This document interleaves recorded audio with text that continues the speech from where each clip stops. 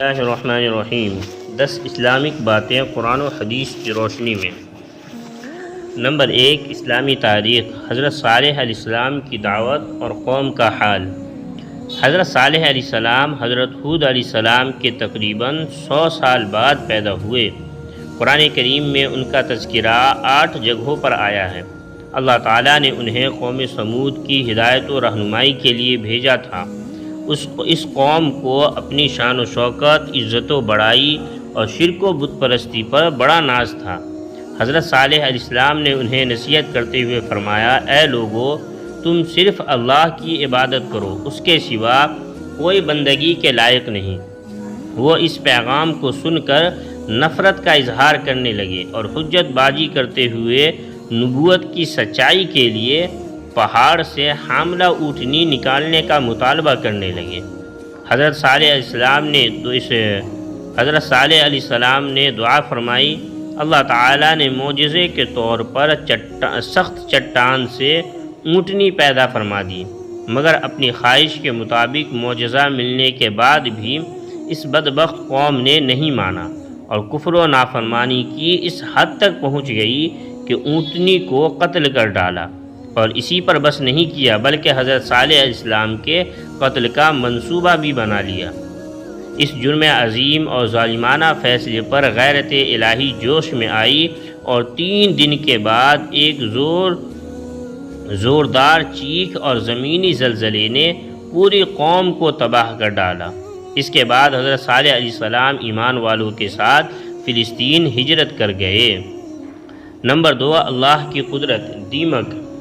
اللہ تعالیٰ نے بے شمار مخلوق پیدا فرمائی ہے، ان میں سے ایک عجیب نابینا مخلوق دیمک بھی ہے۔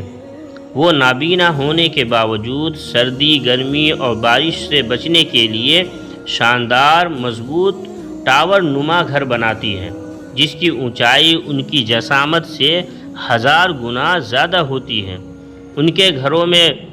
ان گھروں کے بنانے میں وہ مٹی اور اپنے لعاب و فضلہ کا استعمال کرتی ہے۔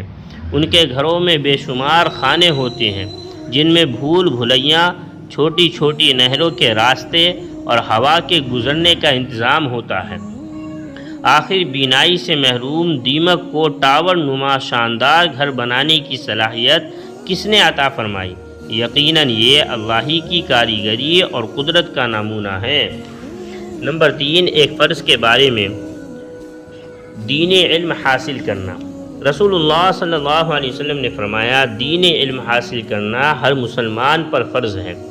فائدہ، ہر مسلمان پر علم دین کا اتنا حاصل کرنا فرض ہے کہ جس سے حلال و حرام میں تمیز کر لے اور دین کی صحیح سمجھ بوجھ، عبادات وغیرہ کے طریقے اور صحیح مسائل کی معلومات ہو جائے۔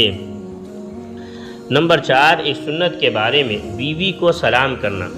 حضرت ام سلمہ رضی اللہ عنہا بیان کرتی ہیں کہ آپ صلی اللہ علیہ وسلم روزانہ صبح کے وقت بیویوں کے پاس تشریف لے جایا کرتے تھے اور خود ان کو سلام کیا کرتے تھے۔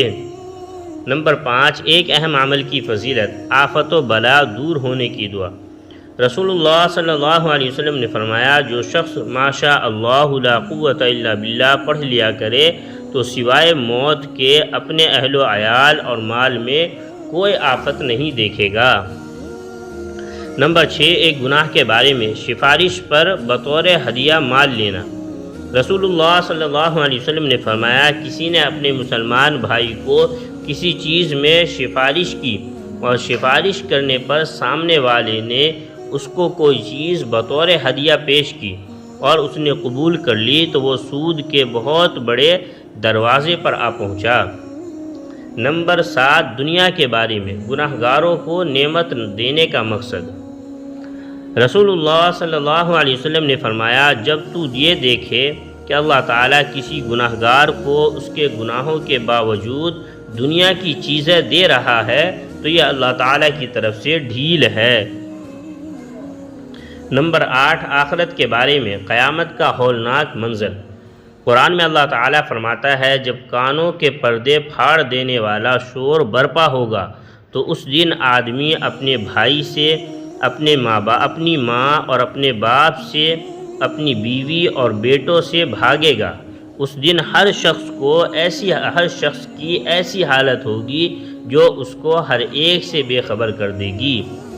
نمبر 9، طب نبوی سے علاج، منقع سے پٹھے وغیرہ کا علاج۔